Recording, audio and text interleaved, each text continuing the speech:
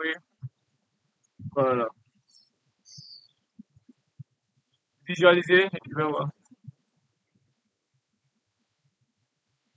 Oui, oui, voilà.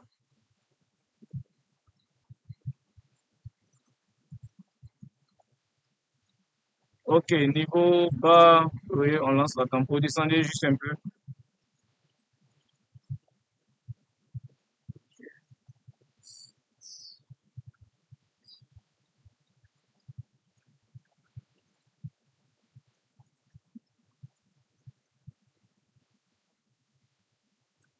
Essayez voir.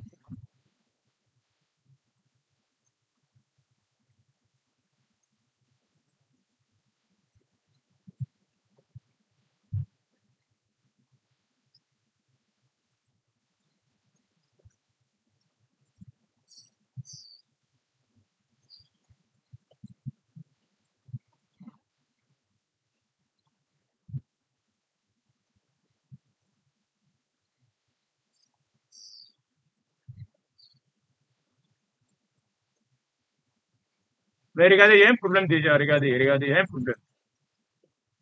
Descendez juste un peu. Ici, tel que vous avez pris le contact NC là, ça veut dire que la pompe va jamais fonctionner. Vous voyez? Ajoutez, voilà.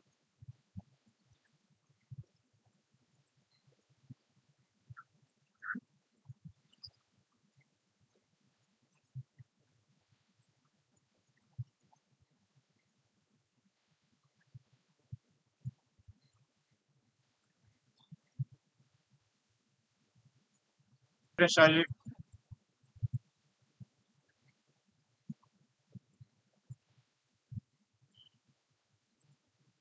C'est que vous devez enlever le contact normalement fermé du T2. Sinon, à chaque fois que le temps sera atteint là, il va reprendre le cycle.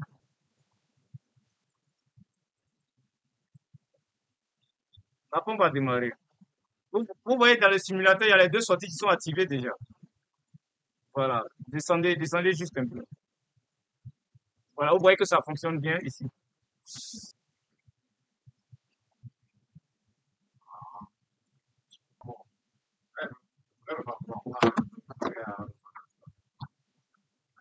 Alarme, alarme de T-Van.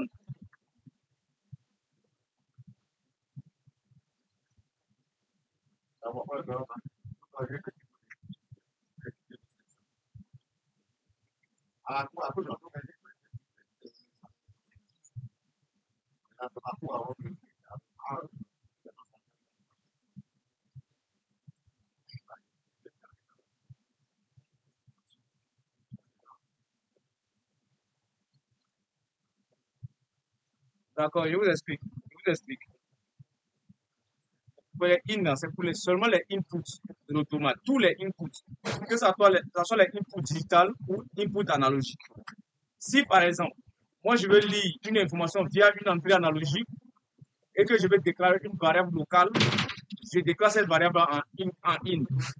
Si je veux peut-être commander l'entrée de l'automate via un bouton poussoir, je déclare cette variable-là en in.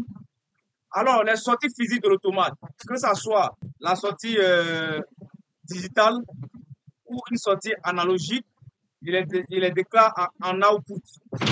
C'est ça qui est out là. Output, c'est out. Le in-out là, je peux déclarer une sortie de l'automate, une sortie physique ou une sortie analogique aussi en in-out. Je peux le faire. Mais quand vous déclarez la sortie ou la sortie physique ou la sortie analogique en in-out, quand vous appelez le bloc, donc ces variables statiques là, quand nous allons appeler le bloc FB, les variables statiques là seront dans le DB d'instance du bloc FB. Alors, ce DB d'instance là, via ce DB d'instance, nous pouvons utiliser ces variables là pour afficher au niveau de l'afficheur.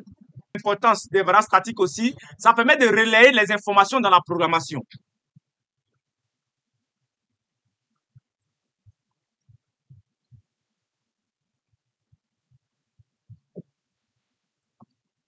Ensuite,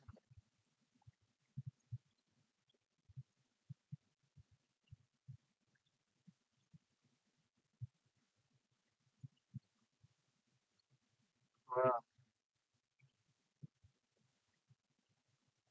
Ça se trouve dans le choix de mode. Ah, on ne l'a même pas. Vous chargez.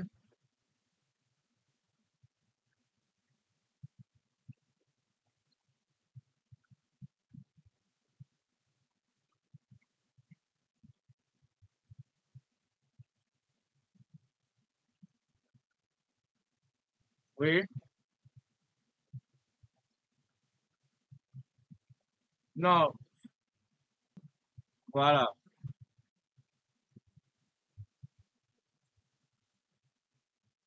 CTRL V. Cliquez CTRL V. Vous avez déjà coupé la variable.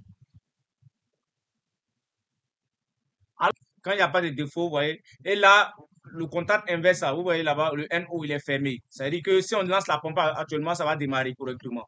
Donc, quand il aura défaut, générer un défaut, vous allez voir. Vous pouvez générer un défaut, vous allez voir le comportement. Ou bien, d'abord, on lance la machine, on fait la mise en marche. Pour programmer le reste des défauts, il reste le défaut de quoi? Des flotteurs, le défaut des retours du contacteur puis du relais. L'arrêt d'urgence. Quand on actionne l'arrêt d'urgence, il faut qu'on arrête aussi la machine automatiquement. Après, vous pouvez simuler, vous allez voir.